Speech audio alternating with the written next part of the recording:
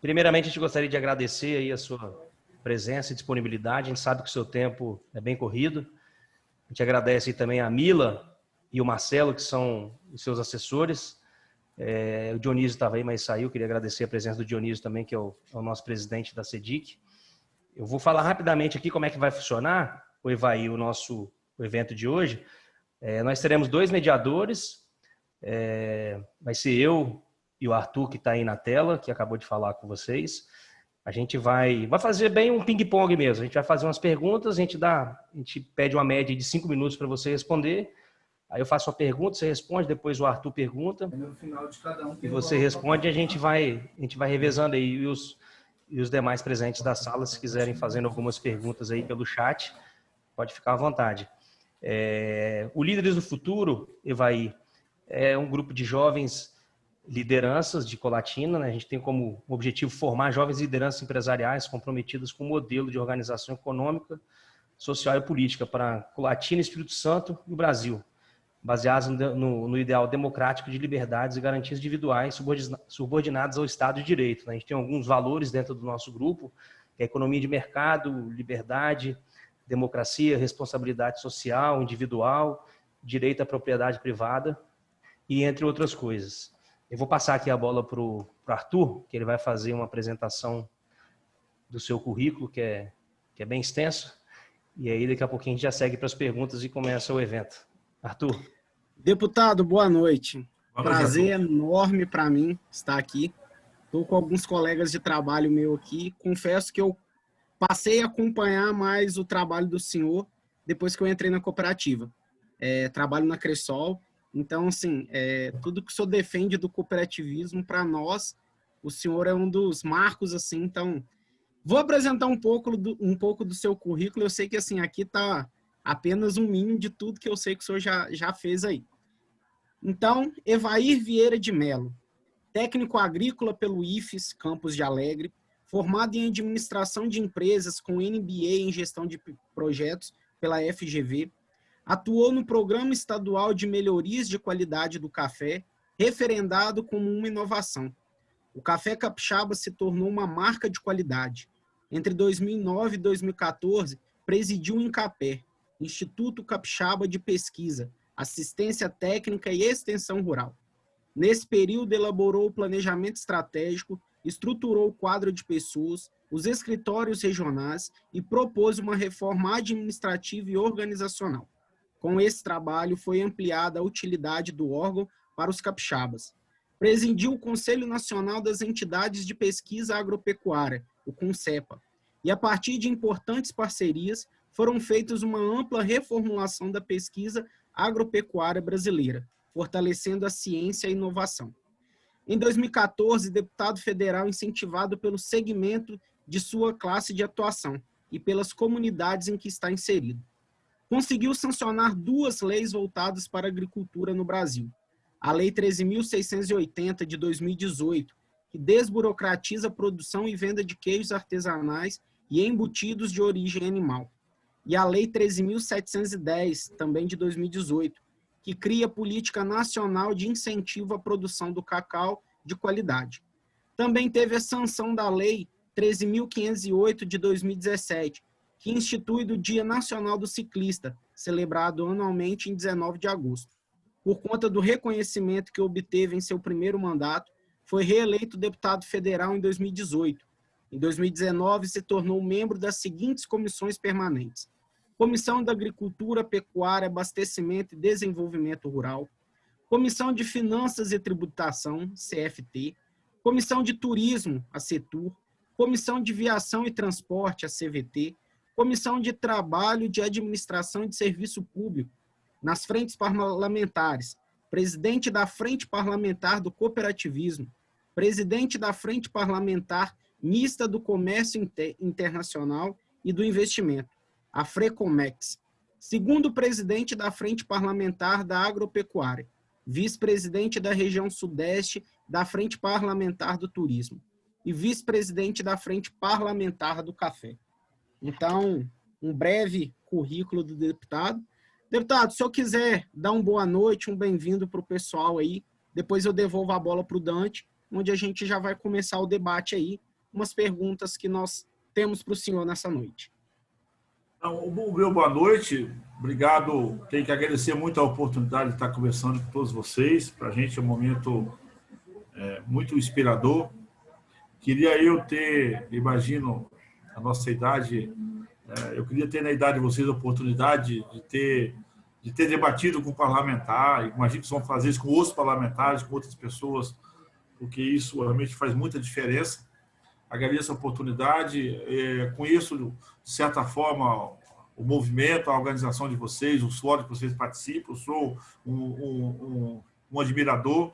Eu acho que essa é uma agenda, vocês cumprem um papel importante, estratégico. Não digo na questão de formação, mas também eu acho que essa é uma pedagogia, uma catequese necessária para que a gente possa conversar um pouco mais, dialogar um pouco mais e juntos a gente possa fazer uma agenda olhando para o futuro, não admitindo, em hipótese alguma, cometer os equívocos do passado. Equívocos que foram cometidos por omissão, a maioria deles por omissão, principalmente do setor produtivo. Eu tenho debatido muito sobre isso, e naturalmente num momento igual a esse, eu vou falar isso um pouquinho de alguma oportunidade, desse novo DC. Eu sempre trato o novo DC porque nós tivemos o antes de Cristo e o depois de Cristo. Agora temos o antes-coronavírus e o depois-coronavírus. Eu tenho tratado disso, eu tive oportunidade lá, ainda em fevereiro, de tratar do que seria o novo normal. Muitos me chamaram de louco, já está antecipando em fevereiro o que seria esse novo momento, para poder dizer que nós cometemos equívocos e erros históricos na educação, principalmente, na organização da sociedade, no enfrentamento coletivo daquilo que era comum, e, naturalmente, nós fomos muito omissos a agendas estruturantes. Isso está custando muito caro à nossa geração. A nossa geração ela corre o risco de trabalhar como nunca, se esforçar como nunca, se capacitar como nunca, mas está longe de poder produzir tudo aquilo que gostaríamos, principalmente olhando para o que você imagina na chamada fase final nossa do pós-60. Nós enfrentamos esse drama porque nós precisamos, assim alinhado com os princípios que vocês falaram, de trabalhar fortemente para produzir riqueza no período laboral, no auge da sua força intelectual e produtiva, para que você possa, inclusive, distensionar o Estado, olhando para o sistema previdenciário numa fase final da nossa vida.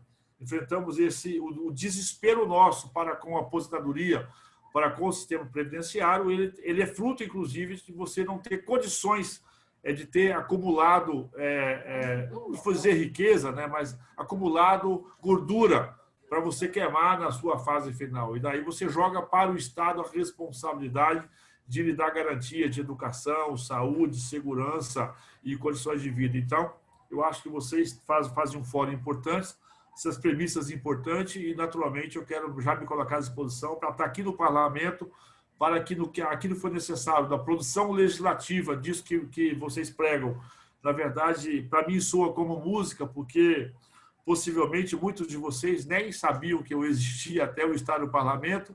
Muitos de vocês já descobriram que eu estava aqui, quando eu já estava aqui, porque realmente eu fui quase um sobrevivente de um sistema político complicado, apadrinhado por partidos e por corporações que não permitiam a chegada de novo entrante no parlamento e de ter um mandato.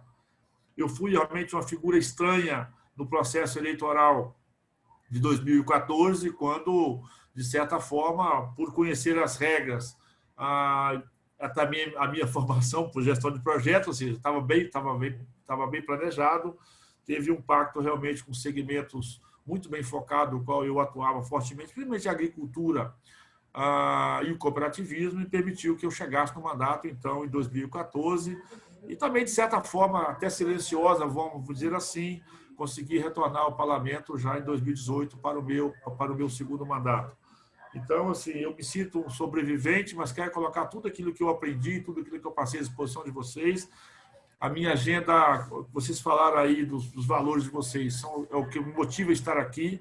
As minhas entregas são todas nessa direção, enfrentando pressões de corporações, de pressão partidária, pressões de governos. As pessoas estranham porque não me veem atuando fortemente nas campanhas municipais.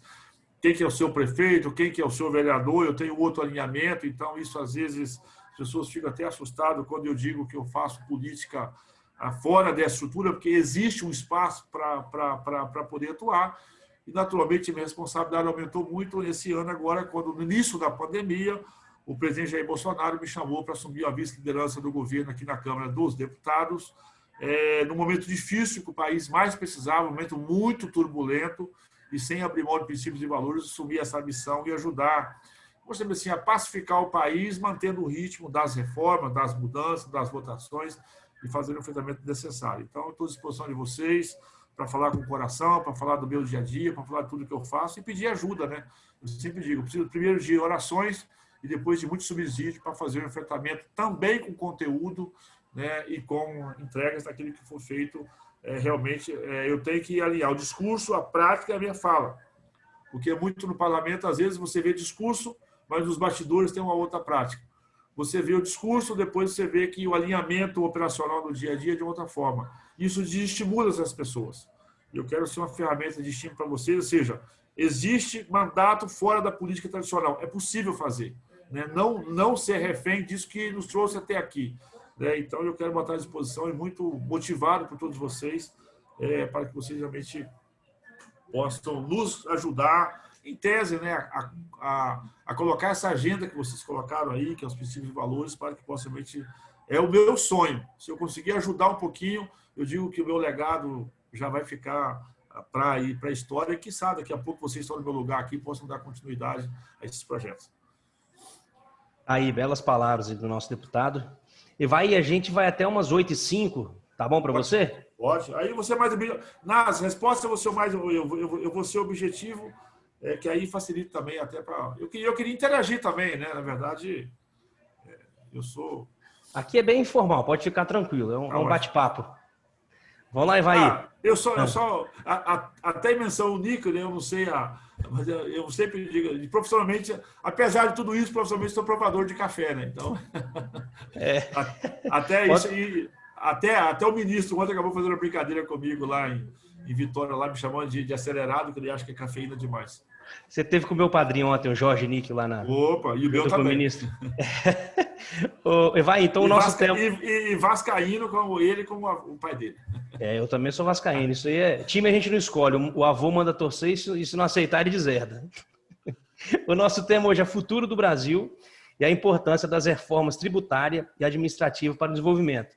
Então, vou começar com a nossa primeira pergunta aqui, Evaí. A gente pode acreditar que a gente vai ter pelo menos uma, ou talvez até as duas reformas que são tão sonhadas aí pela nossa população antes de 2022, que são elas a tributária e a administrativa? Pode. Para ser bastante objetivo, eu acho que a tributária passa por um processo de amadurecimento nosso, e o processo, sempre uso a palavra catequese da própria sociedade desse nosso entendimento. O Estado caro que está posto aí fomos nós que contratamos. Eu digo nós aqui, o contexto histórico, né? E, na verdade, hoje, o grande drama, principalmente para quem é ligado ao setor empresarial, sabe que, além da carga tributária, se é uma carga realmente alta, o custo de gestão tributária é um negócio absurdo nas empresas. Você imagina que companhias americanas, companhias europeias, companhias japonesas, companhias universalizadas, não têm um departamento tributário como tem aqui no Brasil. Eu estava estudando isso hoje e ouvindo também um pouco mais disso, ou seja, em outros países você não tem economista tributaristas, advogados tributaristas, contadores tributaristas, ou seja, você tem uma máquina pública que foi feita, na verdade, para trabalhar para o Estado, e quem paga a conta também é o setor empresarial, é a economia. Então, a primeira orientação nossa, nós precisamos de simplificar o nosso sistema tributário, né? Essa é a peça principal, trazer clareza e leveza ao sistema tributário. Isso vai ter duas consequências rápidas. Uma delas é permitir, inclusive, a inclusão de quem está fora. Muita gente está fora da legalidade tributária em função da burocracia, mesmo que tem todo um esforço, sabe que é possível, do ponto de vista arbitrário, você ter um impedimento de suspensão tributária a qualquer momento das suas operações. Então, precisa simplificar para fazer a inclusão e, ao mesmo tempo, você poder, para isso, você trazer segurança tributária. Estamos focados nisso. ser bem objetivo. Então, acho que eu estou muito animado e convencido que nós vamos avançar sim. Não é o texto ideal, nós temos que avançar com o texto possível, porque o texto ideal, ninguém é dominador do que seria o texto ideal, porque possivelmente dentro de um novo alinhamento simplificado, mais objetivo e com segurança tributária, nós vamos ter um novo desenho, um novo sistema arrecadatório. Eu acredito que, feito isso, nós vamos, inclusive, do ponto de vista aritmético, aumentar a arrecadação e se aumentar a arrecadação, aí sim, alinhado com a reforma administrativa, que mede a possível de médio a longo prazo, conseguir reduzir o custo da máquina pública, nós vamos conseguir, quiçá, no futuro breve, então, já fazer um segundo momento de uma atualização tributária, já pensando, inclusive, numa redução de carga tributária. Por que uma redução? Porque, nesse momento, fruto do processo, nós temos ainda a despesa corrente líquida e as contratações públicas são muito caras, ou seja, todos nós temos que pagar. Não tem como agora fazer uma rescisão contratual, vamos dizer assim, para não trazer segurança jurídica. Então, é um olhar para frente. Isso feito, eu acho que nós vamos criar um novo ambiente de negócios, né? Quando o novo ambiente de negócios vai atrair novos negócios, vai incentivar o empreendedorismo, vai incentivar os novos negócios, nova oportunidade.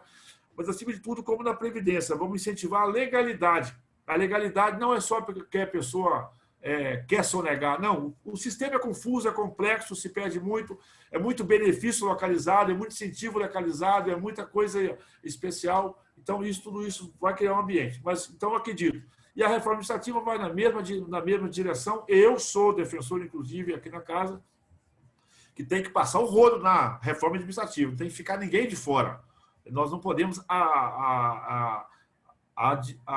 admitir a hipótese de ficar a categoria A ou B, a não seja aquela de Estado, mas muito bem definida. Você me deu o radar de 22, eu quero que isso esteja liquidado no Senado ainda no primeiro semestre de 21. Vou trabalhar para isso e, como vice-líder, essa é a nossa relação. Digo isso porque talvez ande na Câmara, não dá tempo no Senado ainda em 20, a pandemia trouxe uma nova realidade, mas eu acho que no primeiro semestre de 21, eu acho que nós vamos entregar um novo texto ao Brasil.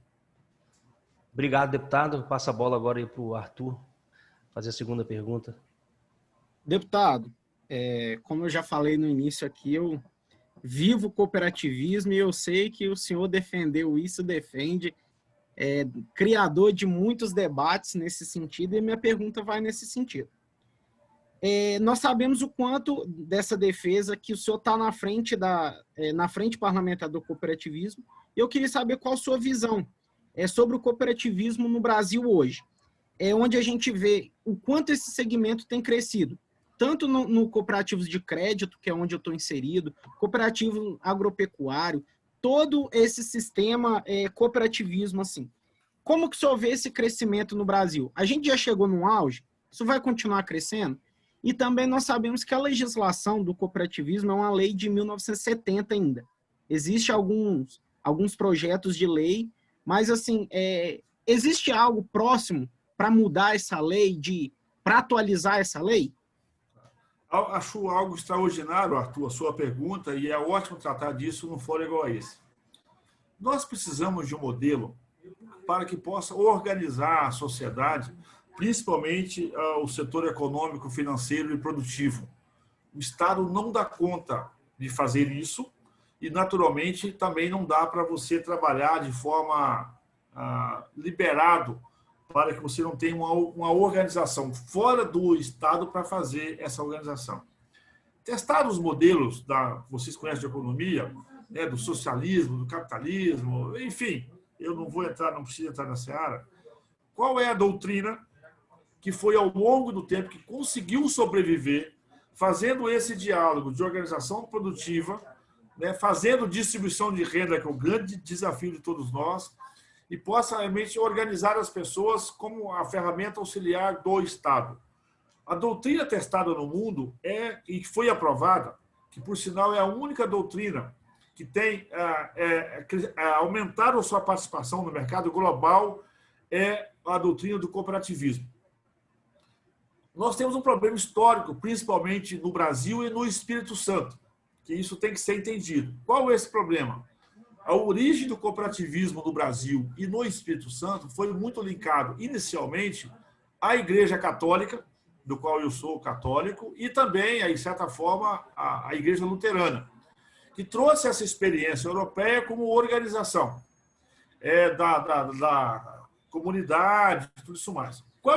O que é preciso entender isso? Que na origem ela veio muito com papel social, e porque tinha um papel realmente de cumprir isso. E nós entramos numa sociedade competitiva, produtiva, e, de certa forma, essa organização ela teve, em algum momento, algum espaço da nossa história, atrito com o Estado. O Estado viu nisso uma ameaça. Ou seja, se uma organização crescer muito forte, fica mais poderosa que eu e eu vou perder o poder. Daí quem estava na política tomou decisões a impedir o crescimento e a evolução dessas organizações que estavam se empoderando do ponto de vista da organização e estavam se empoderando do ponto de vista econômico. Vocês imaginam alguém organizado do ponto de vista social e com capacidade financeira. Isso assustou o Estado. Por isso que o Estado construiu uma legislação a impedir que isso evoluísse. E aí o Brasil inteiro, praticamente, na década aí de 60, na década de 70 ali, isso foi realmente isso foi dissolvido, né? Foi até perseguido, vamos dizer assim.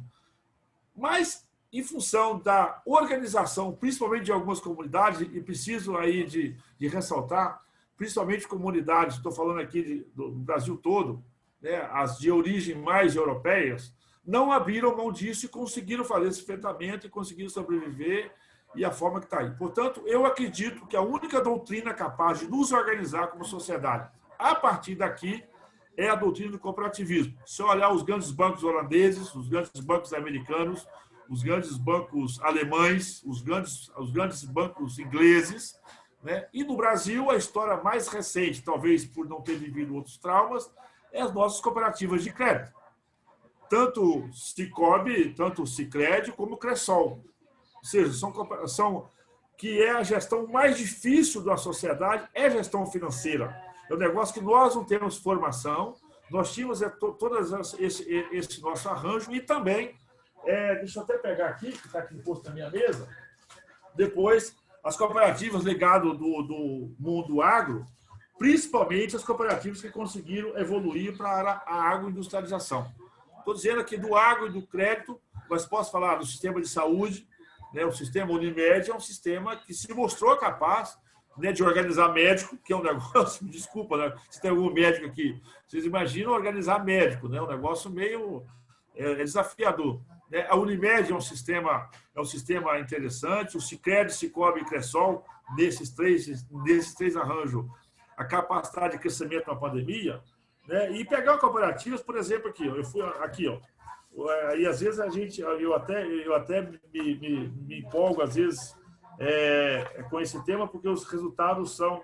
Você vai num município chamado Teotônia, no Rio Grande do Sul. Uma cooperativa que vocês nunca viram falar, chama Languiru. A Languiru tem 2.500 cooperados, tem 6.000 funcionários.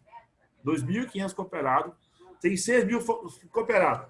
O faturamento ano passado, 1,4 bi, esse ano fatura 2 bi. Ou seja, cumpre o papel de distribuição de renda, cumpre o papel de uma organização social e está no mercado competitivo e globalizado. Eu fui agora visitar outra cooperativa chamada Dália Alimentos. Dália Alimentos. Faturamento da Dália esse ano, expectativa, não vou abrir aqui, mas a Dália Alimentos fechou esse ano com 2 bi e 100 de faturamento. Eu estou mostrando isso para poder dizer assim, o que o cooperativismo é capaz de propor. Então, não é olhar, e aí nós temos esse preconceito das cooperativas, às vezes, estou tratando assim de uma forma de organização da sociedade, uma disciplina que zela pela transparência, pela democracia, pela confiança, pela boa gestão. É preciso investir muito em governança, mas que mostrou, inclusive nessa pandemia, capaz de superar todos os desafios nossos de organizacionais. E tem uma coisa muito boa na cooperativa, que às vezes nem a empresa privada que trabalha com a livre iniciativa consegue fazer. Na cooperativa, primeiro, o processo de cada cooperado um voto, naturalmente isso é importante, mas é o único segmento da organização da sociedade no qual você pode ser vaidoso e produzir o seu melhor. Normalmente, quando você tem organização, fala, não, é o seguinte, ó, deixa a sua vaidade em casa, deixa o seu melhor em casa e aqui a gente passa a régua para baixo. A cooperativa permite que você passe a régua, você puxa a régua para cima, ou seja, Se você for um cooperado atuante, produtivo, com a melhor produtividade, você vai ser recompensado na sua participação. Se você é do sistema Cressol, do sistema Sicoob, e você opera com a cooperativa, é fiel, certinho, se você é o melhor produtor, você pode pegar o seu melhor, tirar o fruto dele e participar de uma sociedade em qual você puxa a regra para cima. Isso parece, às vezes, isso é estratégico para que você possa fazer a inclusão. Então, eu digo que, e eu aposto também, no setor produtivo, para poder finalizar essa parte, que é da verticalização. Nós precisamos de verticalizar, principalmente o setor produtivo brasileiro.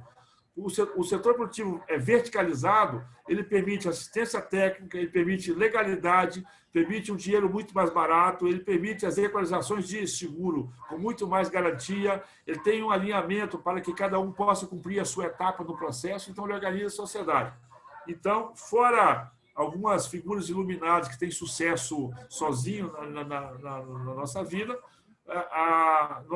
eu acredito muito, eu quero investir para que o Brasil possa efetivamente aperfeiçoar essa doutrina e qualificar essa doutrina para que possamos nos organizar de formas cooperativas, porque esse é o entendimento. E o Estado brasileiro precisa compreender isso, porque uma vez na cooperativa, primeiro, ninguém sonega, a sonegação é zero, ela cumpre esse papel. E se nós, na reforma tributária agora, avançarmos pelo ato cooperativo, vai ser uma ferramenta importante, porque o brasileiro pode se integrar por ali. E isso vai permitir, inclusive, você organizar a sociedade. Ninguém tem mais... Está aqui a Cressol, deve ter alguém associado no Sicoob que está aqui também. A única entidade hoje, se eu pegar o telefone e dizer, olha, amanhã eu quero fazer uma reunião com 500, 600, 700 pessoas no ginásio de esporte Vamos em São Domingos do Norte para poder prestigiar o Rigoni aqui. O Sicoob coloca amanhã 1000 pessoas lá dentro para poder fazer qualquer agenda.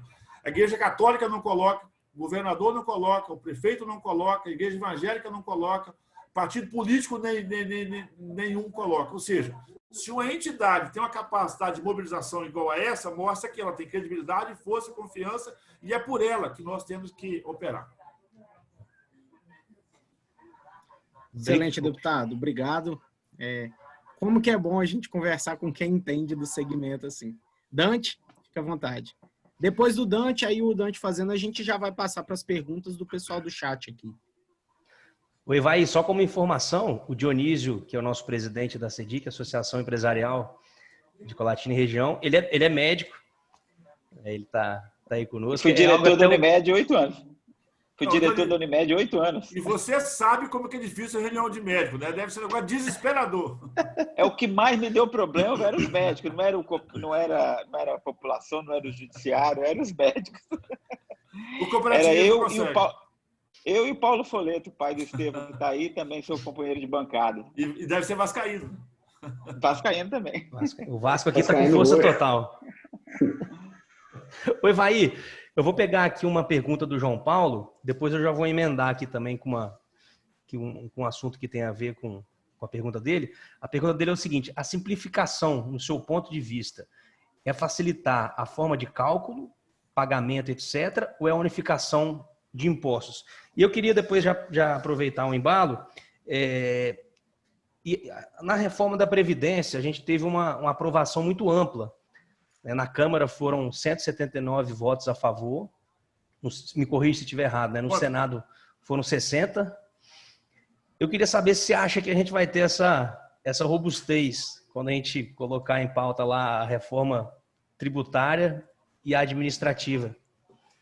O primeiro, acho que a simplificação é nessa direção. É trazer transparência, trazer segurança, trazer mais objetividade e naturalmente, assim, juntar o que dá para ser juntado, remanejar, fazer esses ajustes, ela tem que ir nessa direção. Tem as duas PECs da casa, tem a proposta do governo, o texto final vai ser, abre aspas, um ajuntamento de tudo isso. O Aguinaldo Ribeiro, que é o nosso relator, é uma pessoa, já é um parlamentar experimentado, é um parlamentar que tem toda uma trajetória de expertise. Essa coisa aqui na casa, o tempo ajuda, né? Você ter a costa longa ajuda um pouquinho para que você possa aguentar, primeiro ter esse entendimento. E aí tem uma relação direta, assim, uma coisa muito difícil aqui vai ser esse entendimento federativo. O Pacto Federativo no Brasil é algo que não está resolvido.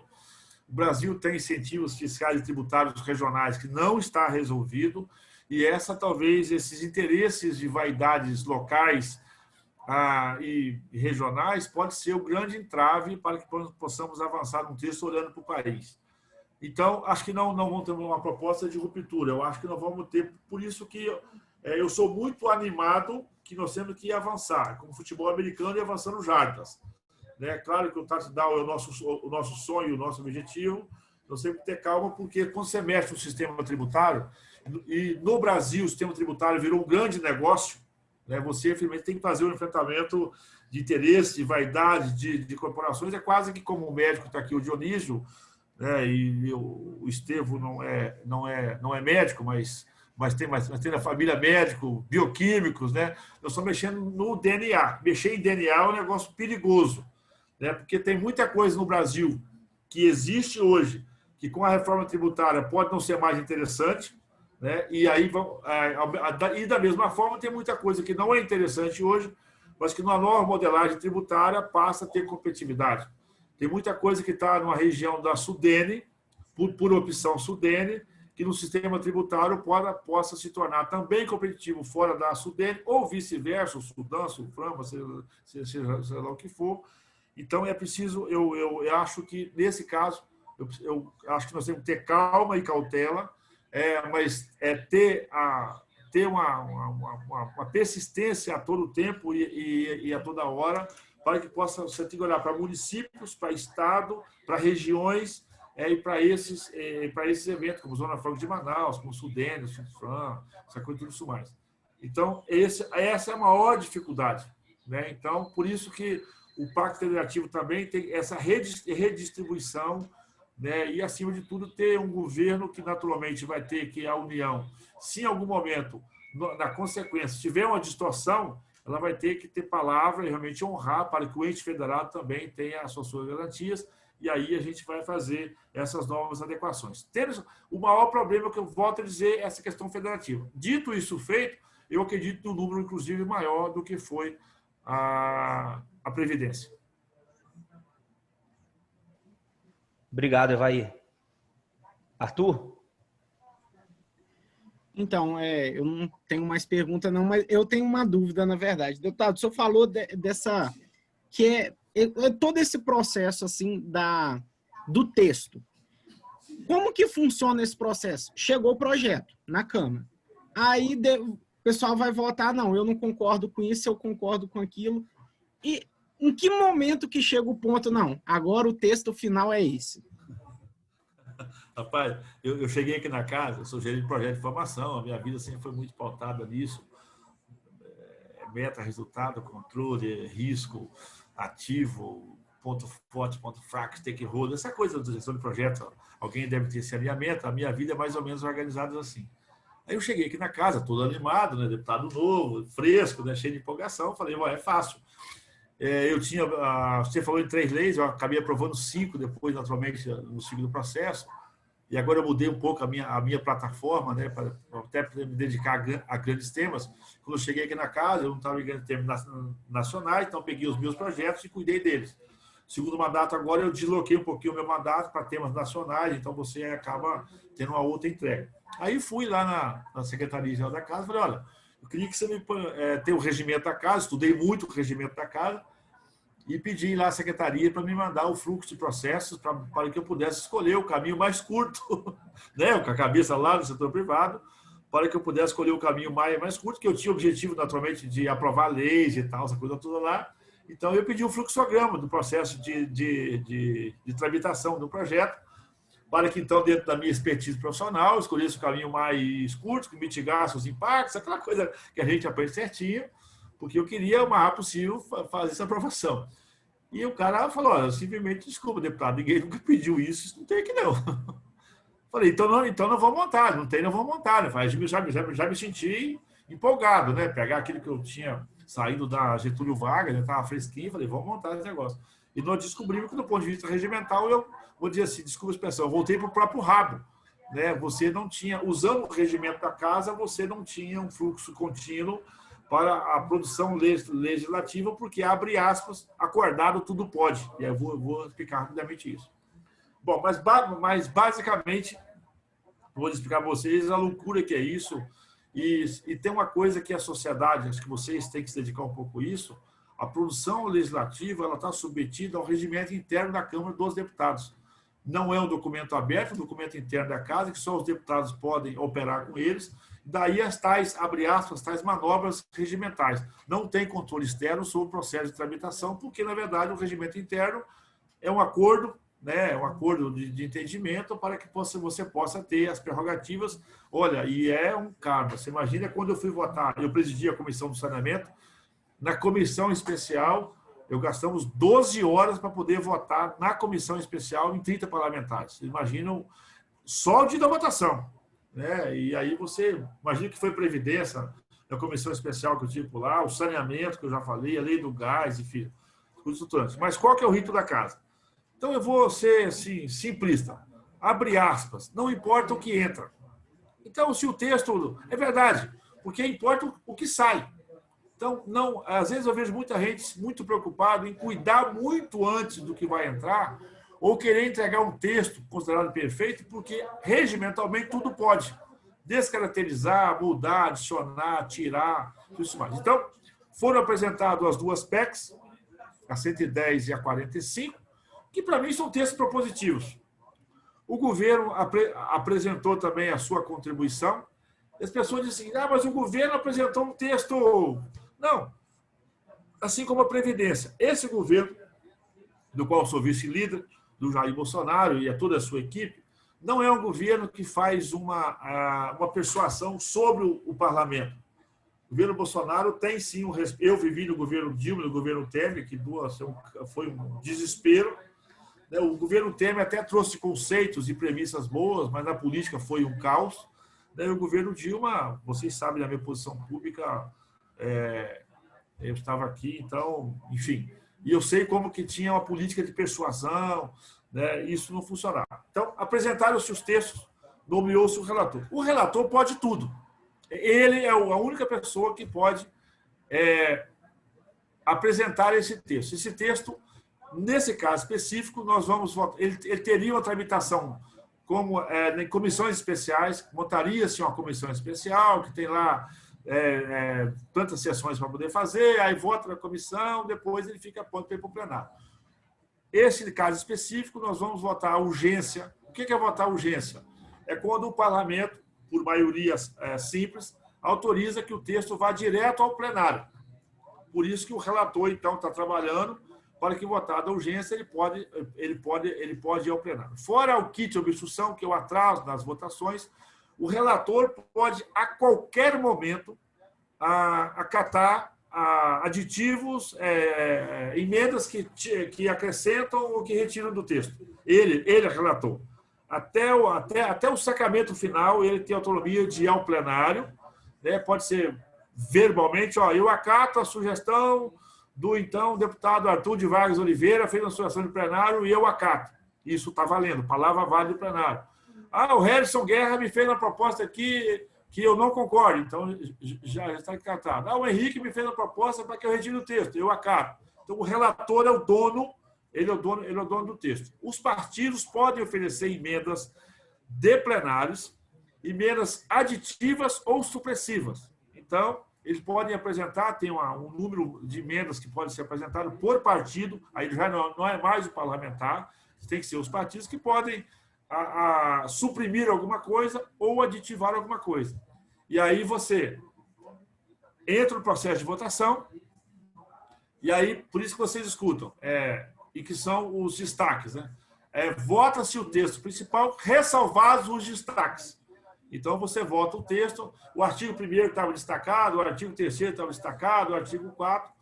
Depois, na etapa seguinte, você pode votar todos os destaques de forma coletiva, mas nunca passa. Aí você vota destaque por destaque. Aí é aquele rito, cada destaque é 1 hora. Aí vota o destaque 1. Aí o destaque 1, destaque 2. Então, tem todo um rito processual, até que, enfim, você possa superar o kit obstrução, o texto principal e a superação de todos os destaques apresentados para que, enfim, o presidente disse. Então, diante do texto apresentado, superado regimentalmente todo esse processo, você possa aprovar o texto principal com os destaques tal, tal e tal, pode ser supressivos ou aditivos, está valendo a votação e encaminha-se para o Senado. Parece rápido, mas é por isso. E cada destaque desse pode ser, se for nominal, você só pode ter nominal de hora em hora, salvo se o presidente usar um caráter regimental, que é a quebra de interstício. Ele pode colocar em votação a quebra de interstício para que você possa ter votações nominais um em cima da outra, ou o presidente também tem a prerrogativa quando de chamar nominal ou não. Essa prerrogativa é do presidente, que ele usa quando necessário. Quando é por acordo, tudo bem. Se não é por acordo, você também, além do mérito, você tem que superar essas questões de vota, não vota, vota, não vota. Por isso, porque uma hora, em tese, regimentalmente, é uma hora também para que possa dar um tempo de debater, de discutir, que possa surgir uma emenda de última hora, as pessoas não estudaram, então também tem todo um caráter democrático de entendimento. E aí você tem que superar tudo isso. Por isso que as votações são longas, são demoradas, aí acaba a sessão, abre a sessão, continua no outro dia, então essa coisa que vocês viram, mas isso regimentalmente ela existe, ela é processual, e a superação do rito processual que permite que você tenha um texto final, esse texto depois, então, possa ir para o Senado. No Senado tem a mesma tramitação, né, que tem aqui na Câmara, e daí vai ao presidente da República. O presidente da República tem a prerrogativa de sanção, com vetos ou não. E aí, de novo, o presidente da República vota o texto integral. Quando é PEC, não, né? Mas quando ele já tem a prerrogativa em outros textos, medida provisória e tal, ele já tem a prerrogativa, porque quando é PEC, quem sanciona é o Congresso Nacional. Aí não vai ao presidente da República. Mas quando não é PEC, por isso que tem a questão do veto. O veto, quando não é PEC, medida provisória para ele levar ao presidente, ele veta, e aí os vetos são submetidos de novo ao plenário. Quando a casa iniciadora daquele projeto é o Senado, a votação do veto começa pelo Senado.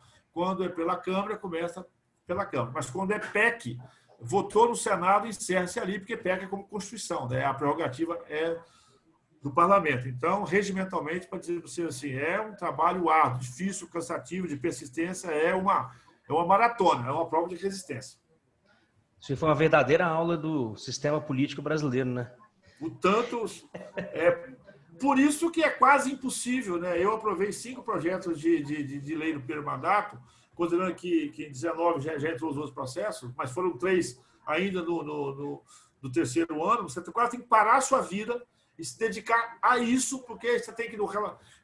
E quando não é especial, você passa por 2 comissões de mérito, passa por finanças e tributação, vai para o CMO, e em cada comissão, todo esse rito é repetido.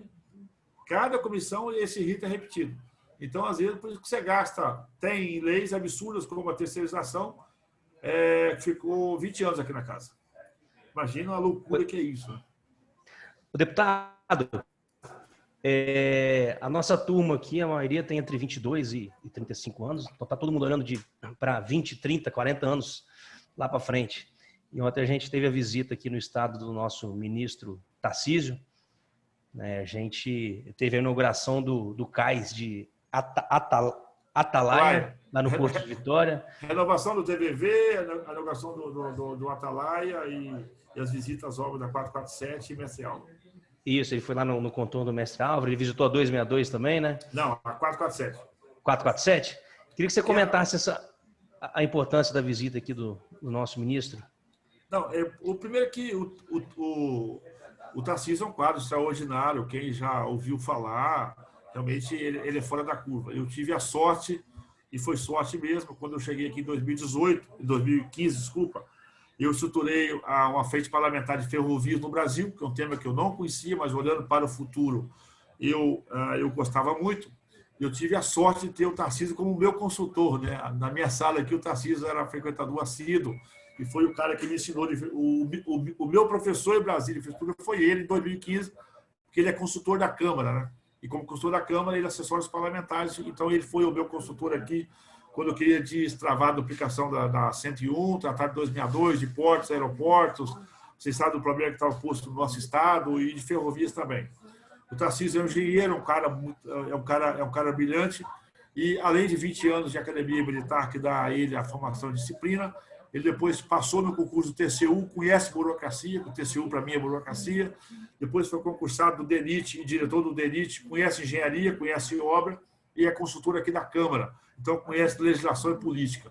Eu digo que para ser ministro, talvez ele tenha feito a carreira perfeita, correta, que são os nossos ministros tivessem a oportunidade de, ao longo do tempo, se preparar para ser ministro com uma trajetória igual a essa, de conhecer a parte técnica, ter disciplina, ter organização, burocracia, engenharia e, naturalmente, conhecer um pouco de política. O Tarcísio tem realmente se superado na sua capacidade de inteligência de produzir resultados. Muito deles não é só injeção financeira, mas da inteligência do negócio e da própria modelagem. E aí, essa outorga invertida foi uma grande sacada dele, que isso vai ser um negócio muito bacana para o mundo, porque governos passados pegavam as outorgas e botavam no caixa único de governo. O Tarcísio construiu essa inteligência para ter o aval do TCU da outorga investida, que é quem for o concessionário ou renovador da concessão, ele vai entregar obras. E a nova obra ela vai ser concessionada, então ela faz dinheiro por si só. Daí é importante o presidente Jair Bolsonaro, que abriu mão disso, porque isso tira o governo, ao invés de botar dinheiro no caixa da União e espalhar isso a outros modos, ou fazer política barata, o Tarcísio teve esse convencimento, isso é extraordinário. A Codesa, nós estamos trabalhando para que possa ser a primeira companhia de docas do Brasil a ser privatizada na sua totalidade. A ideia é que esse edital já fique pronto aí o mais rápido possível, a partir de 21 nós já tenhamos a Codesa privatizada, porque, naturalmente, Vitória, Vila Velha, né, e junto com a Barra do Riacho, esse complexo. Isso dialoga com essa agenda da liberdade econômica, de menos Estado, com a demanda de maior velocidade para com as nossas operações futuras, tendo em vista que era para ter votado hoje a questão da cabotagem também. E o Espírito Santo pode ser um ramo muito interessante de cabotagem, porque o nosso porto, mesmo agora com a dragagem, ele tem limitações, mas para a cabotagem ele se torna um grande lance. Por que há menos de 6 meses ou 8 meses da privatização da Codesa renovou por 30 anos o TVV? Porque é o único terminal de contêineres nosso no Espírito Santo. Então, não daria, em tese, dificilmente, né, o concessionário não iria licitar aquilo ali para contêineres, mas o Espírito Santo não poderia correr o risco de ficar, em tese, para quem concessionar o porto da Codesa, que nós não ficássemos com nenhum terminal de contêineres. Por isso, nós estamos garantindo que o Espírito Santo vai ter um terminal de contêiner para os próximos 30 anos, que foi essa renovação. O PIU, que é um porto múltiplo, né? Ele é um porto múltiplo, por isso dificilmente nós vamos avançar entendimento. Nós temos a Tecnip, que está saindo agora já do porto de Vitória, que tem uma base industrial de processamento, mas que ela vai ter um tempo mantido as suas operações, mas é um porto que permite esse multiuso, então isso foi uma agenda estratégica. Nosso porto está dragado, está pronto. O Castiglione, que está aí na gestão da Codesa, até sugiro a vocês a fazer uma reunião com ele para a gente aprender um pouco de porto, é um desafio. O Castiglione é um procurador estadual que foi convidado a assumir a Codesa e preparar a Codesa, infelizmente, para poder ser a nossa primeira companhia brasileira a ser privatizada. Que nesse momento nós dialogamos com o Porto de Vitória, com as plataformas que estão postas aí, que é PetroCity, Metame e Porto Central. Mas a cabotagem... Né, o Porto Central é qual? O Porto Central é o Presidente Kennedy. O Porto Central é o Presidente Kennedy. E isso tudo está relacionado com essa agenda que foi a renovação da concessão da ferrovia Vitória-Minas, dentro desse programa nacional de ferrovias, que vem entre a FIOL, a Ferrogrão, a FCA, a FCA, que é lá que liga com a Malha Paulista, que nós estamos projetando aí o Brasil nos próximos 10 ou 15 anos ter a nossa malha ferroviária redesenhada que dialoga com os nossos portos. Isso vai ser importante para aumentar essa agilidade e competitividade. Então, o Espírito Santo é um estado que logisticamente carece dessas infraestruturas, mas está muito antenado. Nós tivemos aí, inclusive, na própria cabotagem, nós esperamos ter um pleito nosso para que o governo do nosso estado possa fazer uma redução ou até zerar o ICMS para abastecimento de cabotagem, porque não tem nada. Se não tem nada, por que eu vou cobrar de algo novo que vai chegar? Esse algo novo, ao invés de eu faturar no ICMS do combustível, eu posso efetivamente criar um ambiente de negócio. E o ambiente de negócio é muito mais... o Estado não ser só da atividade meio, o Estado ser sócio da atividade fim. Então, com essa nova ferrovia, também integrado com a Vale, nós conseguimos já, nessa outorga invertida, parte dessa outorga vai ser a construção da ferrovia Cariacica-Anchieta, que vai ser muito importante, porque nós vamos ampliar a utilidade do porto de Ubu, que fica para minério hoje, mas com a ferrovia pode ser ampliada a sua capacidade, e nessa outorga também já entra o projeto que vai ser da construção de Anchieta na direção do Rio de Janeiro. E tendo em vista que toda essa renovação da concessão, ela já traz uma viabilidade nesse momento para o porto da Imetame, que está aí em Aracruz. Nós estamos aguardando agora, está no Senado, o processo da autorização de ferrovias privadas no Brasil, que é uma outra ferrovia a ser construída e que vai trazer a grande viabilidade para o porto de Petrocity, que está ligado em São Mateus. Dentro dessa agenda também tem a situação do aeroporto de Linhares, que é um aeroporto que nasce já com a pista quase de plataforma internacional, aeroporto a princípio de aviação regional, mas ele começa dentro desse entendimento de ter ferrovia, a 101, depois eu posso falar um pouquinho sobre ela, mas aí a gente começa a ter um complexo logístico no Espírito Santo para que possa, inclusive, melhorar o ambiente de negócio e, naturalmente, isso vai abrir para nós um cenário de oportunidade. E dentro dessa agenda que esteve aí o ministro Tarcísio, nós fizemos a 447, é uma obra que você precisa de visitar. Vai ser a menor BR do Brasil, ela tem menos de 4 quilômetros, é uma rodovia autônoma, ela começa ali onde é a Real Café, a Braspérola, ela passa entre Viana, e ela vai ligar lá na Darli Santos. E ela vai permitir o acesso ao porto de Capuaba, que é o TVV de Vila Velha de carga, ou seja, para quem passa ali, eu falo entre a Lindenberg ali e a Darli Santos, você vê aquele monte de containers ali, que hoje eles transitam pela Lindenberg, eles vão ter essa alça de acesso. Aí essa rodovia 447 já são 4 pistas que vai jogar. A Capuaba já vai jogar dentro do contorno já da 262 e a 101, que vai aumentar muito o fluxo, o custo. Isso vai, inclusive, permitir que a gente tenha um pátio de manobra e de estacionamento de contêineres de caminhões fora do porto. Isso possivelmente possa vir para próximo ao contorno da 101, para poder tirar os caminhões de Vila Velha, tem uma ponte de... ou seja, nós vamos aumentar muito essa logística, vamos baratear os seus custos. Isso feito agora com aquela obra fenomenal, que se vocês quiserem, acho que vale a pena fazer uma visita, para quem gosta de vocês fazerem a visita ali, a obra do contorno do Mestre Álvaro, porque é uma obra de engenharia difícil, que está andando a todo vapor. Vocês viram ontem lá, uma obra fenomenal, com recurso, ali é recurso público, porque ela faz parte da contratualização nossa para poder trazer a viabilidade da duplicação e tirar ali quase 18 quilômetros de rodovia pública concessionada urbana, é a única do Brasil, que é aquele de Viana, da Serra, desculpa. E vocês vão me perguntar, e a duplicação do trecho norte? A duplicação do trecho norte da 101, ela está amarrada ainda na questão ambiental. Nós já avançamos e eu estou cuidando dessa agenda, principalmente do trecho nosso entre Serra e Ibiraçu, para que possa ser desmembrado, em tese, esse licenciamento, tendo em vista os contornos. Nós temos um entrave ambiental, paramos ainda porque não tem acordo e não tem entendimento do que é a reserva de Soretama, e ontem, com o Tarcísio, nós construímos inteligência, então eu estou muito confiante que era para março, abril, a pandemia atrasou, mas eu estou muito confiante que já no início de 2021, em tese, eu vou trabalhar para ser antes. Nós tenhamos licença ambiental para que possa ser iniciado, principalmente o trecho Serra, o Serra Ibiraçu, Serra Fundão Ibiraçu, que é o maior gargalo feito. E quando for resolvido a questão do licenciamento ambiental da 101 Norte já entra automaticamente no processo de construção do projeto, que é, ao meu juízo, um projeto muito importante para o Noroeste Capixaba, que eu sonho muito, além do processo de concessão, que é a duplicação da 259, principalmente entre João Neiva e Colatina, que é um projeto que é um absurdo.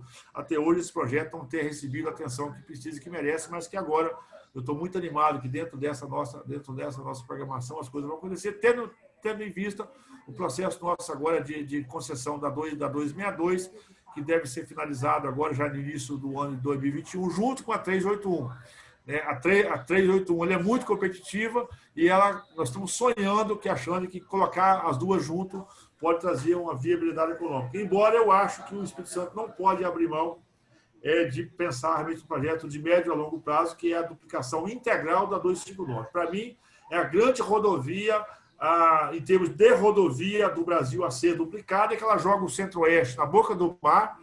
É a única rodovia do Brasil que teria uma ferrovia paralela, ela tem um rio paralelo, ela tem muita área de investimento a ser construída, então é uma rodovia que, se duplicado, de médio a longo prazo, ela abre um grande corredor rodoviário do Centro-Oeste para o mar. A menor distância rodoviária do Centro-Oeste para o mar seria efetivamente o meu sonho, que aí é um sonho que passa também por Juscelino Kubitschek, porque passa pela sua cidade, que é também a duplicação integral da 259. Nós, colatinenses, ficaríamos muito gratos por essa duplicação da 259, a gente sabe a dificuldade. E eu vou trabalhar para isso.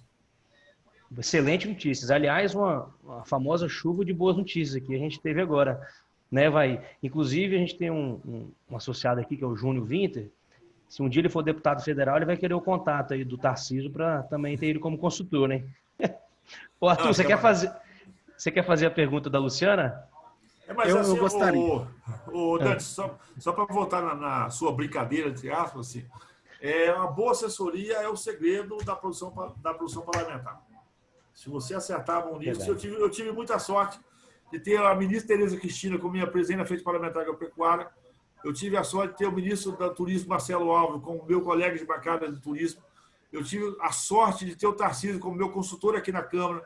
Tive a sorte de ter Jair Bolsonaro como um cara que atuava muito, a gente votava muito aqui na casa. Então, assim, eu digo que a elite de quem está no comando hoje, eu tive sorte de ser estagiário deles, né? Isso encurta a distância.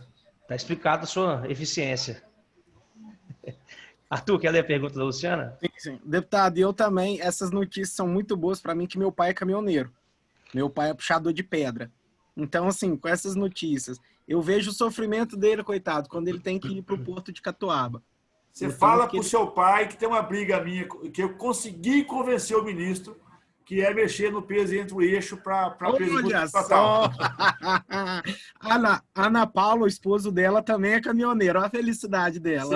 Olha, o Tarcísio, o Tarcísio, como tecnicamente ele é muito bom, ele é teimoso, né? Naturalmente. E eu gastei assim, um ano, foi uma briga minha, um ano com o Tarcísio, de convencer ele a mexer no tema.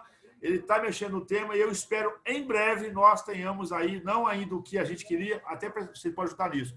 Por que nesse momento eu não posso liberar o PBT, que é o peso bruto total, já de imediato? Porque com muita rodovia concessionada, eu tenho questão de atrito no piso. Então, eu teria que revisar todos os contratos de concessão no Brasil. O que o Tarcísio está fazendo? Os novos contratos de concessões, a partir de agora, já começam a dialogar com o PBT, que é o peso bruto total. E, possivelmente, então, vamos caminhar, deve ser isso, uma liberação de excesso. Eu sonho com 20%, o Tarcísio quer 15%. É acima desse limite do peso entre eixo, permitindo, quando for entrega de carga fracionada, você poder, entre cidades, você poder gerar isso, porque o impacto é menor ali. Então, você diga para os caminhoneiros que isso é uma pauta minha, e eu estou muito animado que a gente avançar, e o Tarcísio já tem esse entendimento também. Agora é superar o Denatran, o CONTRAN e tudo isso mais. E a BNT também. Eu já estou até vendo lá em 2026 o Tarcísio como presidente e o Evaí como vice. Eu como vice, não sei não, mas o Tarcísio é o nome do Bolsonaro para poder suceder ele em 26. Olha só. Deputado, para a gente não estender nosso tempo demais, tem uma pergunta aqui que nós achamos bem pertinente em trazer para o senhor também. É a pergunta da Luciana. Ela pergunta o seguinte: deputado, sempre me mantive distante de qualquer assunto relacionado à política, por julgar complexo demais e sem fator motivador para despertar o interesse. Hoje penso diferente, porque sei da importância da pauta, mas quero saber do senhor, de maneira prática, em quais áreas o jovem que quer iniciar na vida pública precisa estar atento. Eu acho que aí você te mata, né? Mas eu acho o seguinte, eu acho que a nossa geração, eu tenho 48 anos de idade, vocês têm aí entre 25 e a turma com 25 anos de idade. Nós precisamos primeiro de reconstruir o nosso amor pelo nosso país, né? Esse espírito nosso, nós fomos, isso foi atrapalhado um pouquinho, porque nós linkamos muito a isso, a seleção brasileira, a Ayrton Senna, a ídolos, e não ao país. Isso tem um impacto. Esse amor que o americano tem à bandeira, eu aprendi muitos com eles, eu convivi muito e converso muito. Esse amor que o americano tem à bandeira é o amor ao seu estado, ao seu país. Esse sentimento realmente de achar que, para quem é católico aí, ou evangélico, aqui é a nossa terra prometida. Nós precisamos de recuperar e não achar que o patriotismo é torcer para a seleção brasileira, esquece isso. Não é, por isso que o americano não liga muito para isso. Não é torcer para ídolos, que foram importantíssimos, não estou desmerecendo a figura do ídolo, mas estou dizendo que não podemos debitar aí realmente ser patriótico. A mídia, principalmente, ela nos motivou a dizer que era patriotismo no dia do jogo da seleção brasileira, colocar a camisa amarela, bandeira, né? Isso fez parte do momento para nos desmobilizarmos e darmos valor à figura do Estado. A Luciana é a Stabile que está aí, né? Luciana, eu vou te contar uma cena que me motivou a vir para a vida pública de Colatina. Não sei se vocês sabem, eu presidi o ICAPE, como foi dito aí, entre 2008 até 2014. E o Espírito Santo não tinha serviço de meteorologia, que parece para nós óbvio, nós não tínhamos serviço de meteorologia. E quando eu assumi o ICAPE também tinha um problema de imagem, porque a sociedade urbana não sabia o que era o ICAPE, e naturalmente eu fiz sozinho, eu fui lá, contratei a Dom Cabral para poder me assessorar em gestão de negócios, foi quem montou o ICAPE para mim, foi a inteligência da Dom Cabral, uma escola que eu gosto muito, aliás, quando eu estudei na Getúlio Vargas, quando eu contratei a Dom Cabral. Isso aí é uma questão que eu acho que a Dom Cabral também traz um apelo social, um apelo bacana que eu gosto mais, não só o mundo da aritmética, que é mais a escola da FGV, por sinal, uma baita escola, estou botando defeito não. Mas quando eu contratei a Dom Cabral. E o ICAPE tinha uma dificuldade de imagem. E aí eu falei assim, o que o ICAPE pode fazer? Eu falei assim, mas você precisa de ICAPE, o ICAPE mexe com negócio de roça, né? Negócio de café, negócio de leite. Né? Eu andava em Vitória, e como que eu ia disputar o orçamento de governo, como que eu ia ocupar espaço de governo, enfim. E aí, dentro desse levantamento que nós fizemos pesquisa, nós descobrimos que o Espírito Santo tinha carência dessa informação, isso em 2008 para 2009. Isso é um problema para nós, e eu determinei, então, que o ICAPE iria estruturar um serviço de meteorologia, o Geobases, não sei se vocês usam, se alguém usa o Geobases, foi nós que estruturamos dentro do nosso ICAPE, infelizmente agora voltou, acho que para o Instituto Jones, honestamente, um ponto de vista pessoal meu, foi um absurdo, porque o Instituto Jones cumpre um outro papel e não um papel profissional do dia a dia. Bom, mas enfim, nós estruturamos o serviço de meteorologia no Estado, porque eu acredito nisso como ferramenta importante para tomada de decisão, desde quem vai à praia, de quem vai às compras, naturalmente ligado com a Defesa Civil. Nós tivemos, e foi uma coincidência, porque já em 2009 tivemos as fortes chuvas no Espírito Santo, mas nós tivemos as fatídicas chuvas aí de 2013 e 2014. E aí eu chego, então, em Colatina, quando nós estruturamos a sala de emergência, né? Bombeiros, Secretaria de Saúde, Defesa Civil, Secretaria de Infraestrutura, eu em ICAPE. Por que eu estava lá na sala de emergência? Porque eu detinha, então, a informação do Serviço de Meteorologia. E duas cenas de Colatina que me motivaram a trabalhar pelo meu país. Uma delas foi quando a Defesa Civil de Colatina, estadual, na sala de emergência, até o secretário era o Tadeu Marino, vocês conhecem muito bem, e a Defesa Civil, pela informação dela, disse o seguinte, nós temos que desalojar o Silvia Vidas. vocês imaginam o que é tirar o silva-vírus de onde está, e já tinha começado o processo para levar o silva-vírus, porque o Rio Doce estava subindo, né? E não sei se vocês sabem, um absurdo. A casa de máquinas do silva-vírus era no subsolo, ou seja, era abaixo do nível da rua.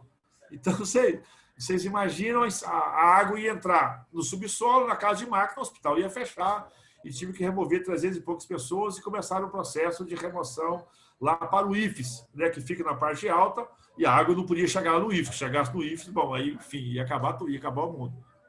E aí a decisão de começar a desalojar. Eu tinha a informação do CPRM, que é o órgão de Minas Gerais que coordena a bacia do Rio Doce, do acompanhamento da vazante do Rio Doce. Pra vocês terem ideia do que é isso, o Espírito Santo tem 48 mil quilômetros quadrados. A bacia do Rio Doce, em Minas Gerais, tem 96, ou seja, ela é 2 Espíritos Santo. Né? E eu cheguei na sala de emergência com essa informação, eu tinha precisão do Rio Doce, eu disse, não precisa de desalojar o silva-vírus. Chamei para mim a responsabilidade. 300 pacientes, um hospital, mas alguém tinha que chamar a responsabilidade. E a água estava exatamente, eu lembro que fosse hoje, a régua, né? Vocês conhecem a régua aí, quem conhece, estava exatamente a 80 centímetros. E a água começou 80 centímetros, 50 centímetros, 30 centímetros, 20 centímetros, 18 centímetros, e a água bateu 12 centímetros para entrar na casa de máquina do Hospital silva-vírus. Vocês não imaginam a minha cabeça e o meu sentimento aonde foi. Desculpa, eu fico até emocionado, porque as pessoas não imaginam. O Tadeu, lembre-se hoje, o Tadeu saiu da sala, porque a informação era minha, mas todo mundo ia para o ralo ali. Né? O Tadeu se emocionou, saiu, mas eu tinha que aguentar firme, no meu caso, e a água bateu 12 centímetros para poder entrar na casa de máquina. Na casa de máquina, nós tínhamos criado um verdadeiro pandemônio para a Colatina e para toda a região. E a água começou 12, daí a pouco 15, 18. Vocês não sabem o que a água começou. Bateu 12 e começou a voltar. Vocês não têm. Eu me lembro do Tadeu, de novo, né? Que assim, o Tadeu não perdeu voz, perdeu força. Né? Você desmonta e a água voltou para 30, voltou para 50 centímetros. Essa foi uma cena que eu guardei, que eu vou guardar eternamente na minha vida, porque na vida pública também tem que chamar responsabilidade. A segunda delas, cheguei num bairro, não sei se foi Vila Lenira ou alguma coisa à frente ali, aquele bairro que você vai no sentido ali hoje de pegar a rodovia nova. Tem a Vila Lenira ali, você vai aquela ponte de ferro, aquele é um bairro um pouco mais à frente. A água tinha invadido e eu estava no barco com a Defesa Civil, com o bombeiro, chegou o exército, aquela coisa lá, e nós chegamos na casa de uma senhora muito simplesinha, o seu totalmente tomado, e o bombeiro disse para ela, nós viemos aqui para retirar a senhora da casa, porque a casa da senhora corre o risco de desabar e a senhora vai morrer. Para mim, uma das cenas mais fortes da minha vida, impactou tanto quanto o nascimento dos meus filhos, essas coisas que a gente guarda no dia a dia. Ela disse aqui, olha que uma pessoa, olhar para o bombeiro, estava exército, todo mundo lá, o único pé de cachorro lá era eu. Ela disse, eu não vou sair daqui que eu não confio em vocês, que se eu sair daqui, eles vão roubar tudo que eu tenho. Ou seja, um cidadão, quando ele diz que não vai sair da casa dele, a pedido do bombeiro, do exército, né, do Estado, porque não confia, você olha, não confia não é na instituição, ela não tem confiança no Estado. Ou seja, o que eu quero dizer com isso? Para relevar o americano. O cidadão americano, quando toca sirene, eu estava lá, quando da bomba de Boston, eu estava em Boston, na rua, eu estava a 300, 400, eu estava a uns 200 metros, não sei se vocês conhecem Boston, eu estava no shopping, a 200 metros para a corrida. No dia que mataram o Bin Laden, eu estava em Houston, no Texas, e eu sei o que é toque de recolher. O cidadão americano não discute com o Estado. O Estado deu uma ordem porque ele acredita no Estado, ele confia no Estado. O Estado primeiro socorre, depois pergunta quem é. O Estado intervém. Então, o que eu quero dizer por isso? Nós precisamos de reconstruir esse amor ao país, reconstruir esse amor à pátria, e alguém tem que fazer esse trabalho, é quem vai para a vida pública.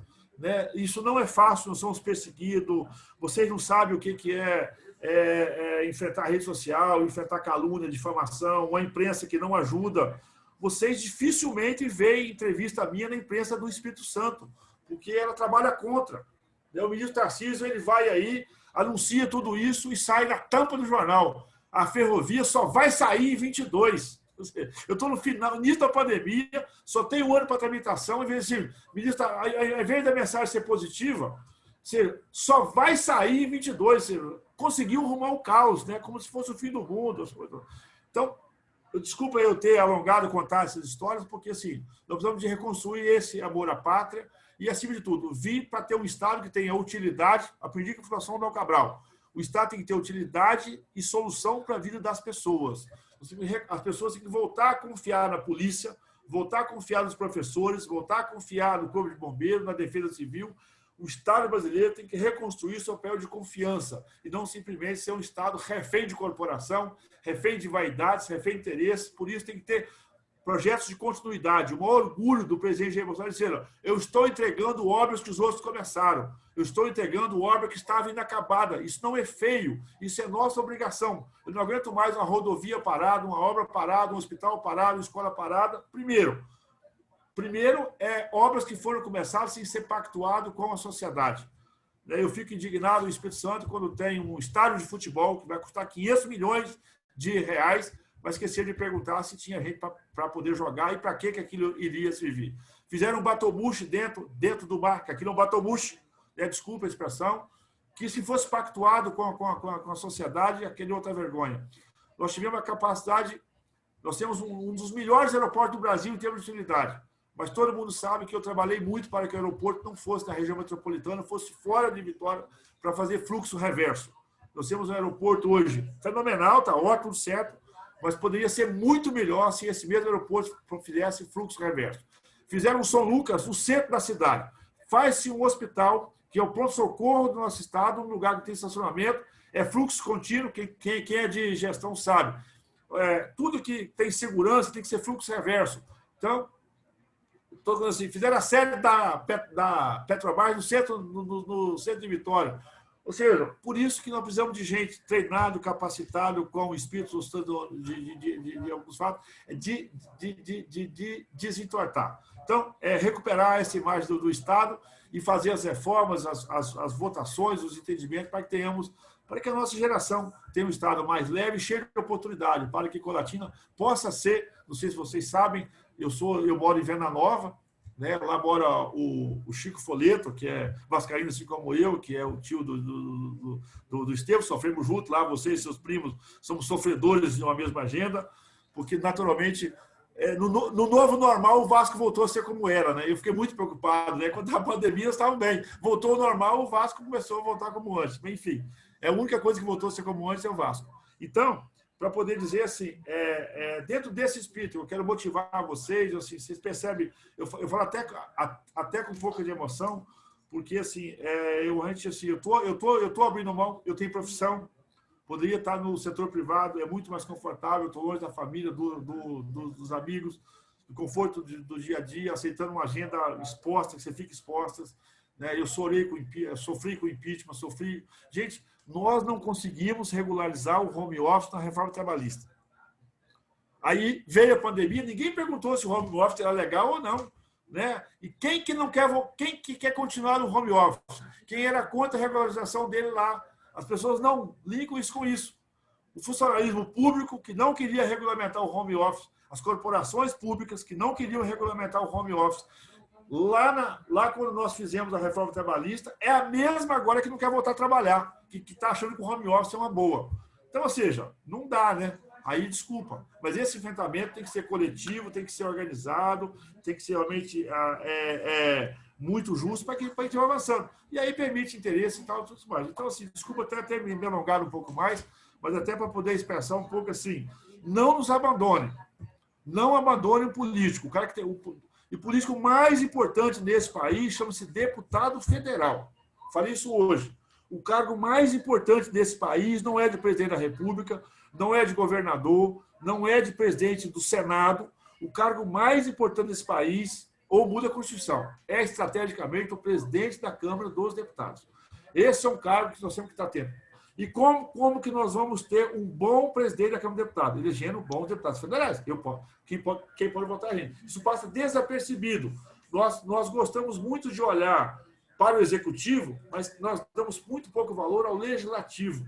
As câmaras de vereadores, a Assembleia Legislativa e a Câmara Federal. e às vezes isso passa desapercebido. Tem um lobby muito grande para que o setor empresarial não participe do processo eleitoral. Desculpa a expressão, empresa que tem compliance, o diretor da empresa não pode entrar no pátio da empresa com adesivo do seu candidato no carro. Mas o funcionário que é ligado às centrais sindicais pode fazer bandeiraço, distribuir panfleto, pedir voto na porta da fábrica, pedir voto dentro da empresa. O presidente não pode, o diretor não pode, o gerente não pode, porque as regras de trabalho. Gente, isso é esquema, isso é pensado para tirar o direito de participação democrática do setor empresarial. Eu falo isso com a FIS, falo com a CNI, falo isso dentro do Cicobi. Então, olha as armadilhas que são feitas para nós. Não, aqui não pode não, porque nós temos um acordo aqui, porque se eu fizer isso, está na minha peça contratual. Mas as corporações podem. Aí o que faz? Você não atua, porque vai ter eleição, porque quem fez filosofia sabe, né? São as premissas. Vai ter eleição, tem dia e horário marcado e vai ter alguém eleito. Se vocês não forem candidato, o outro vai ser. Se vocês não participarem, o outro vão participar.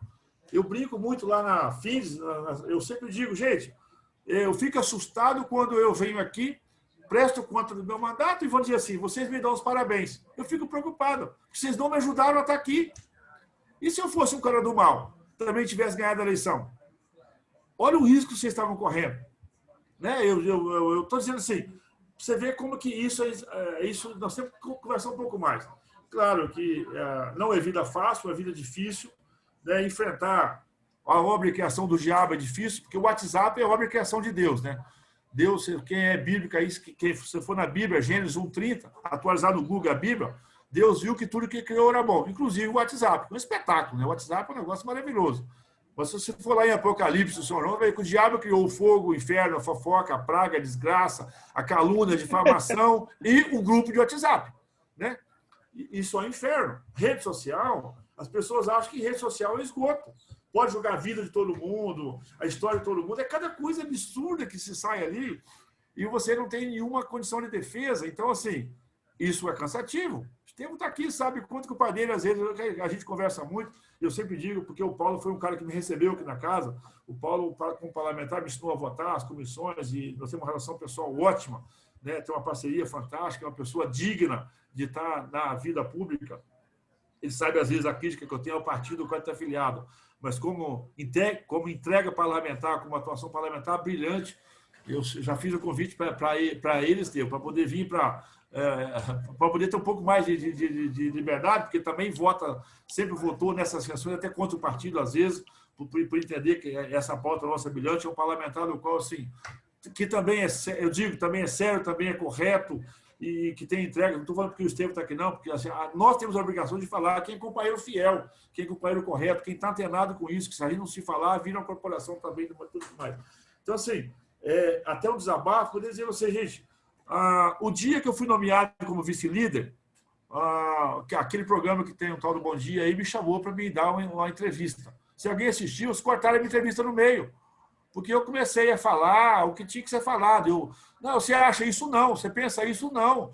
Como eu comecei a não concordar com o que estava posto, daí a pouco, a CBN, um dia que eu comecei a falar, daí a pouco, pi. Aí me ligaram, pedindo desculpa, que saiu do ar. Peraí. Ou seja, porque é assim. Então, esse enfrentamento tem que ser cooperativo, nesse individual, para que a gente possa criar esse ambiente de um público, o que eu preciso de estrada, segurança, conforto, tecnologia, né? E muito antenado vocês, acho que vocês já fizeram o debate, falei demais, nós não vamos ser mais o mesmo depois que o 5G estiver operando. Não sei se vocês já fizeram testes ou já fizeram simulações do impacto do 5G na nossa vida. Não vai ser mais a mesma. Isso está na porta de acontecer a qualquer momento. Não estou discutindo China e Estados Unidos aqui, não. Mas o impacto disso assim, é monstruoso. A capacidade que isso vai gerar, as decisões que isso vai nos permitir, nós vamos ter uma mudança assim, de 0, se nós viemos de 0 a 50, nós vamos mudar de 50 para 2000. O negócio vai ser, o impacto do 5G na nossa vida vai ser monstruoso. Vocês têm que estar muito atentos a isso, porque possivelmente profissões, revisões, questões tributárias, operacionais, decisões de máquinas, Assim, eu estou impressionado, eu fiz algumas simulações com companhias chinesas, com companhias americanas, e isso vai mudar radicalmente a nossa vida. Então, tem que estar preparado para esse novo normal do 5G. O novo normal no pós-pandemia e no novo normal do 5G. A minha crítica é a educação, porque quando a humanidade mais precisou da educação, não serviu para nada, que foi nessa pandemia. Tivemos que fazer lei para usar máscara, a escola não funcionou. Tivemos que usar lei de fazer uma organização social, ou seja, a nossa escola precisa radicalmente, nosso processo de formação de conteúdo precisa sofrer uma intervenção drástica. Gente, alguém aqui foi aluno da Federal, a UFES? O Dionísio, me permite, me desculpa. A universidade se negou a dar aula virtual. Ou seja, ela fez a reunião agora tem 20 dias e votou, ela deliberou há 20 dias que não vai dar aula virtual, depois de 8 meses. Ou seja, quem ensina tecnologia, quem ensina inovação, quem ensina robótica, quem ensina disse, não usa o que vocês aprenderam. Simplesmente isso. Então fecha, desculpa. Ou seja, esse mundo virtual veio para... Quem ensina se negou. Né? Então, isso às vezes passa desapercebido, mas isso é sério. Isso custa caro. Um aluno, gente, de administração de empresa, da Fundação Getúlio Vargas, que é uma boa escola, concorda comigo, que é uma escola razoável de negócio, custa R$100.000. Sabe quanto custa na Universidade Federal? R$300.000. Ele não sai 3 vezes melhor. Se saísse 3 vezes melhor, me desculpa, teria justificativa. Então, isso custa muito. E a nossa universidade se negou a dar aula virtual, ou seja, tudo que ela ensinou, ela disse, não usa. Porque justamente isso, confunde liberdade acadêmica com mudança de princípios e valores. Liberdade acadêmica é para mexer em molécula, em material, inovação, ciência, energia, tecnologia. Não é liberdade acadêmica para mexer em princípios e valores. Quem cuida disso é a igreja, é família, é cultura, é tradição, e não nem o Estado deveria se meter nisso, porque os princípios e valores dos pomeranos, dos alemães, dos italianos têm que ser respeitados. É muito bonito ter cota para negro. Né? Por que não tem cota para pomerano? Porque eles não conseguem se organizar e fazer um movimento social? Eu não vou dizer os alemães, os italianos que se integraram mais, os portugueses. Mas vocês não têm, vocês conhecem também da discriminação histórica que os pomeranos, eu pergunto, então vou ter que ter cota para pomeranos. Vocês imaginam o que é essas coisas assim, essas coisas absurdas? Ou seja, de novo, né? Para premiar o talento, a oportunidade, a condição, a escola básica. Bom, desculpa, gente, se deixar eu falando aqui, você vê que eu sou tanto indignado, mas estou muito animado, viu, gente? Estou com sangue no Foi olho. muito bom. Estão vendo. Deputado, a gente só tem a agradecer. Eu, por mim também, se a gente pudesse, continuava aqui horas e mais horas, porque é muito enriquecedor. Acho que eu posso falar por todos aqui de ter alguém do gabarito do senhor, vice-líder do governo, com tanta experiência, com tanto convívio assim, dá vontade de ficar aqui escutando a noite inteira o senhor falar, porque pro que a gente vive, vendo essa realidade de quem está presente, aí isso é muito bacana. Pessoal, Luciana lembrou muito bem aqui da nossa foto. Então, todo mundo olha para a câmera. E, deputado, para a gente postar depois me manda foto. Para a gente postar nas redes sociais, divulgar do nosso evento, Luciana vai tirar aí. Nos avisa aí, Lu. Então, todo mundo olhando para a câmera, sorrisinho, sorrisão, como vocês quiserem. Vamos lá? 3, 2, 1. 3, 2, 1. Fechou. Aproveitei que eu estou fazendo clareamento e o dente ficou mais brilhoso aí. Só a Luciana que avisa. Cada live que a gente sai em cada posição que é uma coisa. Tem que avisar, tem que avisar. Eu posso fazer um pedido? Sim, senhor. Eu não tenho nenhuma... Eu respeito aos meus colegas, mas eu não sou muito adepto dessa coisa de eu me meter em campanha política, a não ser no município onde moro, porque eu voto no meu município como cidadão que atua no nosso dia a dia. Mas criou-se a cultura de deputado pedir voto para A, para B. Às vezes o cara nem conhece, manda um vídeo, não sabe nem o que o cara está falando, não sabe o que é o tratamento. Eu, honestamente, eu queria fazer uma lei para proibir deputado estadual e federal, mas parece uma loucura, né? Porque eu acho que essa questão de condomínio tem que votar quem mora. Na eleição de condomínio, vota quem mora no condomínio, correto? Né?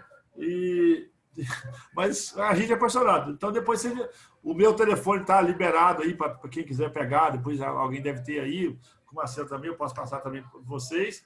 Opa, bacana. E depois eu não tenho a mínima noção do que fazer na política de Colatina. Mas eu só queria passar um número que talvez vocês não saibam. O governo federal já repassou para o Espírito Santo na Operação Covid em torno de 2 bilhões e 300 milhões de reais. O governo federal já repassou para o Espírito Santo na Operação Covid em torno de 2 bilhões e 300 milhões de reais. Aqui inclui apoio à cultura, aqui inclui ajuda aos estados e municípios e, naturalmente, os hospitais filantrópicos. O município de Colatina, na Operação Covid, só a Operação Covid, você sabe o valor que Colatina recebeu no todo? Entre hospitais filantrópicos e prefeitura? Os hospitais que eu digo aqui é o São José e o Silva Vida Estadual, Santa Casa de Misericórdia. Mas o município... Então, juntando os 3 hospitais, mais a prefeitura, vocês têm noção do valor? Chuta o valor aí que vocês acham. Chuta aí, gente. Sei lá. Dionísio é bom de chute. Uns 15 milhões? 300 bilhões? Eu errei por 49 milhões, caramba. 50 milhões de reais. Os 50 milhões de reais foi 5 milhões e 400 milhões, 5 milhões e 400 mil para o Hospital São José, 7 milhões e 400 para o Silva Vidos, 800 mil reais para Santa Casa de Misericórdia. O resto foi para a prefeitura, que recebeu 830 mil para apoio cultural, 16 milhões de repasse do FPM, recebeu 880 mil para acolhimento a IEPI de equipamento, recebeu 400 mil de aquisição de equipamento para saúde e recebeu, esse total, então, o município de Colatina foi contemplado... Usou? Vai na prefeitura perguntar, desculpa. É isso que eu preciso da participação de vocês.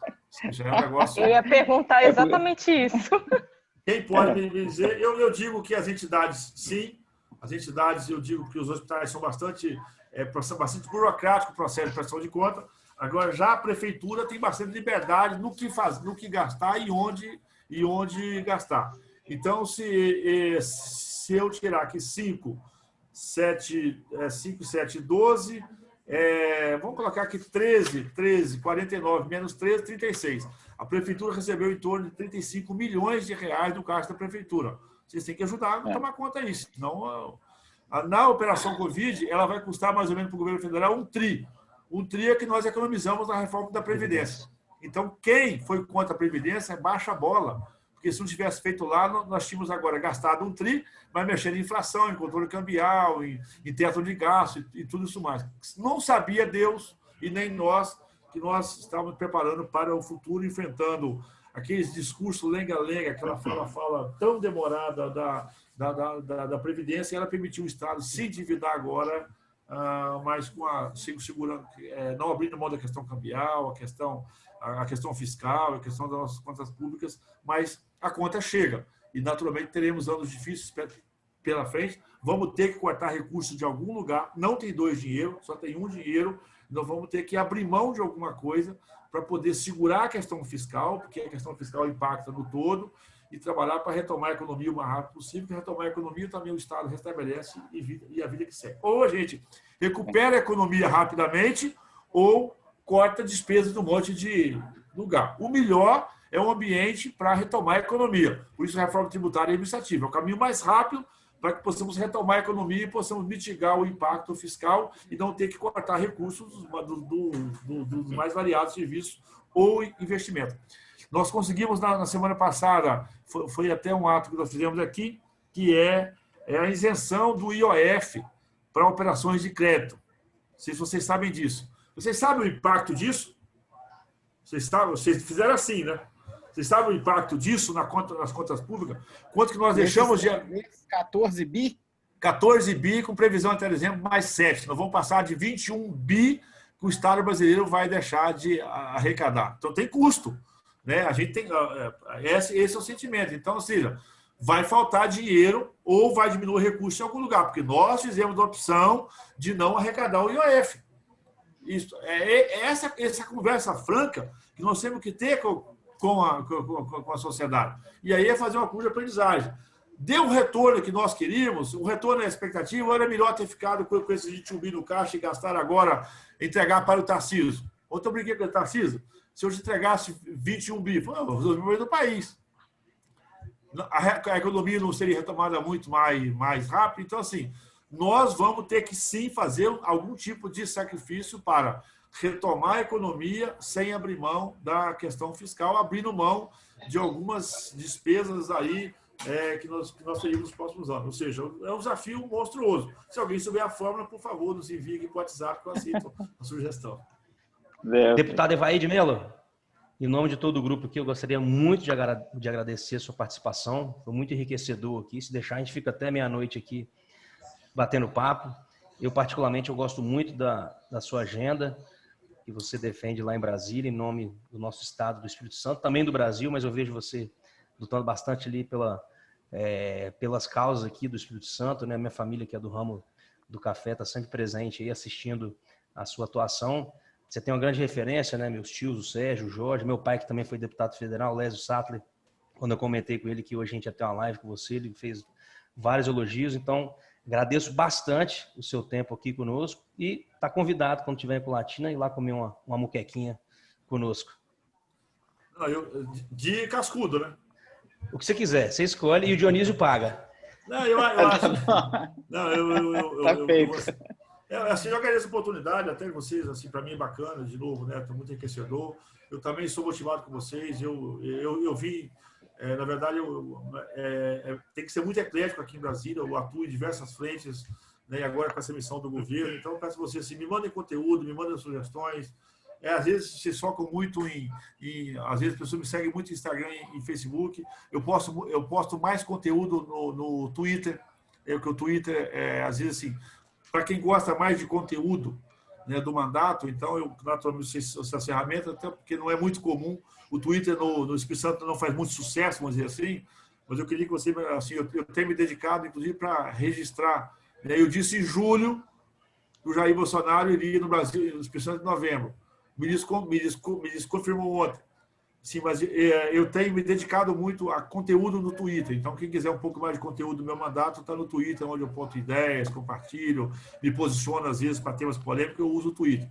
O Instagram e Facebook é mais o dia a dia, a rotina do casualmente. Mas, assim, nos mande sugestões. A gente tem que tomar cuidado com algumas coisas. Que tem um cara que eu gosto muito, que eu sugiro a vocês, que é um professor da área de educação, que é o Cláudio Moura Castro. Não sei se vocês o conhecem. O Cláudio Moura Castro ele diz o seguinte: é feio, mas eu quero finalizar com isso.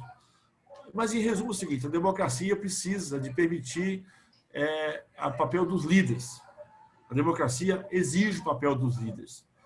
Porque a democracia ela faz com que você tenha o direito de falar, você tenha o direito de propor, você tenha o direito de sugerir, você tem o direito de questionar, de cobrar e de denunciar. Mas as inovações no mundo, a humanidade nos ensinou isso, ela precisa do líder, que é alguém que, além da formação, também tem o espírito e a vivência, para que possa tomar a decisão. As últimas 100 grandes inovações da humanidade, nenhuma delas, desculpa, foi feito por algo que não seja a inspiração de um líder. Né? Então, a democracia precisa disso. Nós precisamos de exercitar esse papel. E ser líder é chamar para si a responsabilidade, é tomar decisões difíceis, às vezes você ir no contraponto, é você se preparar para você fazer... E o líder também erra, naturalmente, né? Mas nós precisamos de exercitar e potencializar aqueles que têm o dom, a dedicação e se propõem a ser um líder. É muito difícil. Então, vocês que têm esse fórum da democracia, a peça fundamental da democracia é o exercício e a potencialização realmente do líder, que é que ser líder não é ser aplaudido todos os dias, não ser toda hora, é você ter essa condição. E o Cláudio Moura Castro nos mostra para isso. Me desculpa aqui quem pensa ideologicamente diferente do que eu, mas a esquerda brasileira ela desmontou isso. Ela criou a tal dessa participação coletiva, e ela fez dessa demanda que ela fez as nossas entregas. Por isso que a gente entrega todo dia e não soluciona nada. Porque a demanda vem fruto de frustração, vem fruto de decepção e não da visão de um passo à frente. Então, eu queria que vocês exercitassem isso desse papel, porque o que nos trouxe até aqui, depois do novo DC e depois